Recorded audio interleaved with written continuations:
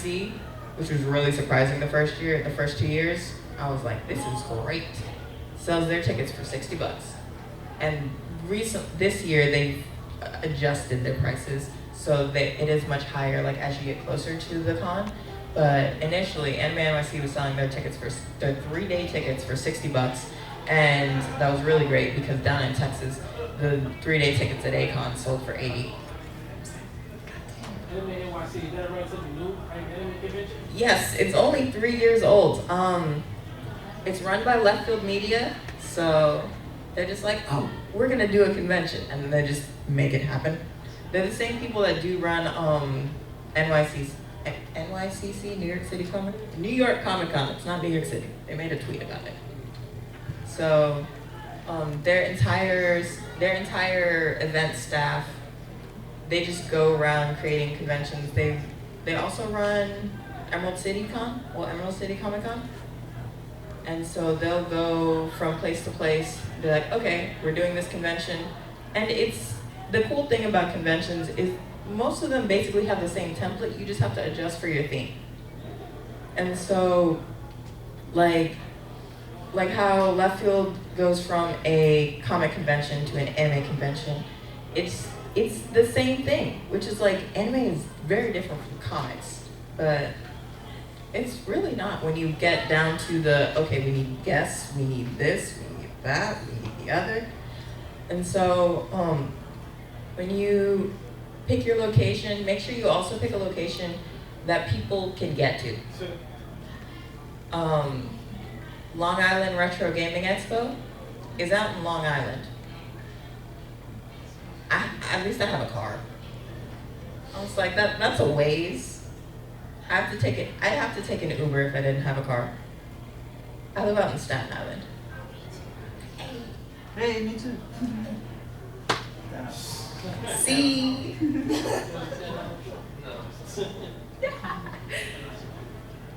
But no, so make sure you pick a location that people can get to. Yes, the Javits is crazy expensive, just don't bother. Just find a hotel. And okay, first off, if you're gonna write something down, write this down. When you go to a hotel to ask about hosting a convention, as long as you can hold it, don't tell them it's an anime convention. Don't tell them it's a nerd convention. Just tell them, like, expo, symposium, convention, just call it whatever you will. Do not say anime, do not say comic, do not, like, any nerd thing, don't say it. Because hotels sometimes get really rude when it comes to what kind of convention it is. Because that whole stigma of like, oh, who's gonna go to this or whatever? And so, like it's like, oh, it's a dental convention. Oh, okay, that means like a bunch of professional people are coming, et cetera, et cetera. And most hotels nowadays are geared towards like business. So if you present yourself as an ambiguous business convention or like an ambiguous convention, they'll see it as a business opportunity rather than, oh, a bunch of people are coming here to party, which is what they tend to see it as when you say anime, which is really annoying. So when I make this proposal, don't wear my Naruto headband and my Superman cape. I mean, you can wear your Superman tie as long as your shirt's buttoned and you can't see, well, as long as your jacket's buttoned and they can't see the logo, so you good. And a headband? Yeah. I'd definitely leave the headband. I would, if you had like dreads or something, then you could totally tie the headband around the back as long as the symbol's facing the back, then you're good. Sorry, can't help you then. But yeah, location's a bit of a big deal because you don't want to be changing location too often. And when you find a location, you want to make sure you have the room to expand. So BlurredCon is in a very tall hotel, and they have 3 levels of usable conference room space. And so their first year, 4 levels of usable conference room space. So their first year, they're probably only on the bottom 2, the bottom 2 convention areas, and then like the next year, or actually no, that was 3. Then this year they were up all 4 floors already. They grew really fast. And it was a big issue because the hotel didn't believe them in how many people were coming and how many people had purchased badges, RSVP'd and everything. Because they didn't believe them, they double booked a family reunion at the same time. And so the entire the entire 3rd floor of paneling got canceled if it was not able to be removed, or if it was not able to be moved. And so I know a couple panelists whose panel got canceled, and this is where your PR person and guest relations people come in, because the panel got canceled and she didn't know until she went to go get her panelist badge. She's from New York and the convention's down in Virginia. It was a kickboxing panel. She had equipment that she had to bring in her car. Like, she was pissed. I was pissed for her. The only reason we calmed down is because there was a party and it was really fun. That was the only reason. It's like, you couldn't have told her this? Because like, yeah, she still gets a badge, but like, she brought a bunch of equipment in her car that she has to lug back. She could have just bought a bus ticket. So, be careful of your location and like how you present your convention to your location, because a lot of times they don't care, but sometimes they do care, and you'd rather not find out that they care before you find out that, like, before you're just like, yes, we brought all these people. I keep switching sides.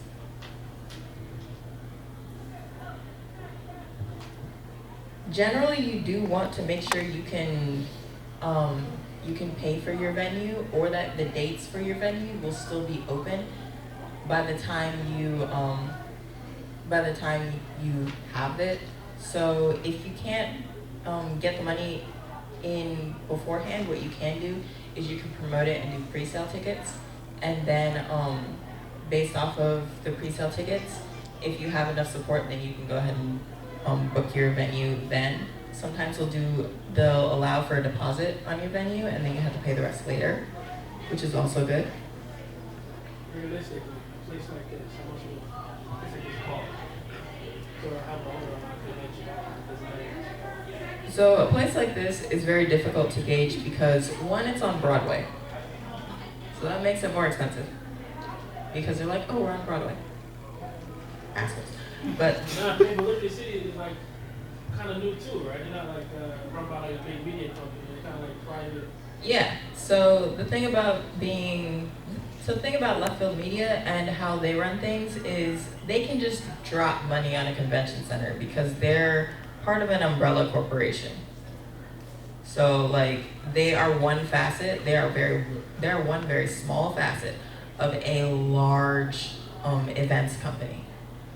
Like, I was curious and I Googled it, and like, I found out that the people that, so my mom is a dental hygienist and she goes to a dental convention every year, and the people that run that convention are they are owned by the same people that own Left Field Media. I was like, so y'all make dental conventions, doctors conventions, radiology conventions, and anime conventions. Okay. Cool. So after you get your location and everything, or while you're getting your location, because this is gonna be, there's a lot of things you'll have to like consider at the same time. And so make sure you have a person who's good with like juggling, or a very good to-do list. I personally recommend Asana. It's very nice. So another thing you'll have to consider at the same time is your content. If you're doing a video game convention, yeah, it's cool to have a bunch of video games and tournaments and things, but also consider having panels about video games. So maybe, cause like, the history of Atari is kind of interesting. I'm just saying. I know that's like a weird thing. It's like, no, I find it interesting. The ratio of like male to female gamers throughout the years is an interesting thing. So it's like, those are panels. You can totally just like, oh, you can have things other than gaming and at a gaming convention. Like there was a cosplay contest at Defend the North. And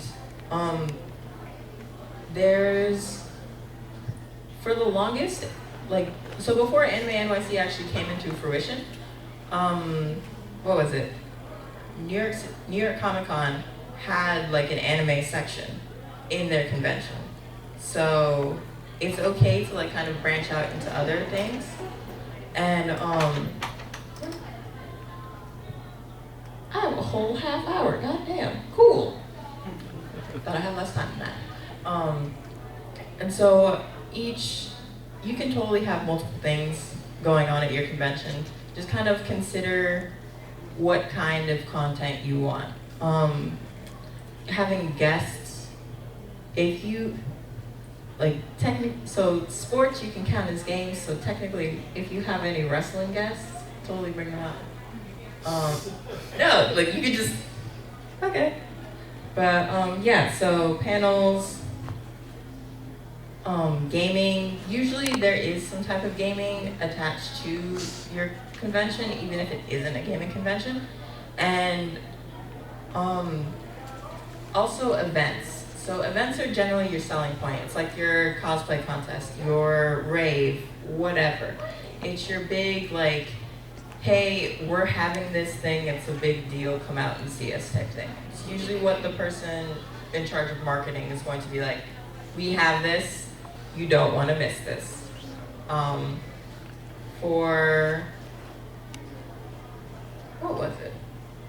It was for Anime NYC, they had their Any Song World Matsuri. And that was a big deal. That wasn't even at the convention. It was in conjunction with the convention. So it was at another location, but they had all of the artists and everything. They had all the singers and musicians and everybody out at the convention for autographs and whatnot. And it was like a whole thing. It was great. And that's what a lot of their sales were for the second year, was people who wanted to go to the Matsuri and then bought tickets for Anime NYC thinking the Matsuri was at the convention, and then found out, was like, oh, it's not at the convention, or we need an additional ticket, and then they went and bought tickets for the Matsuri as well.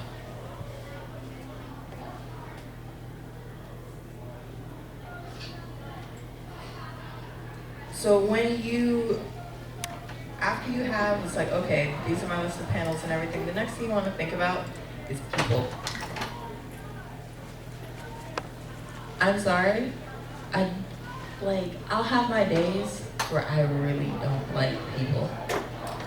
And usually dealing with volunteers, which is really weird because I love volunteering and I love being staff on conventions, but dealing directly with volunteers is annoying.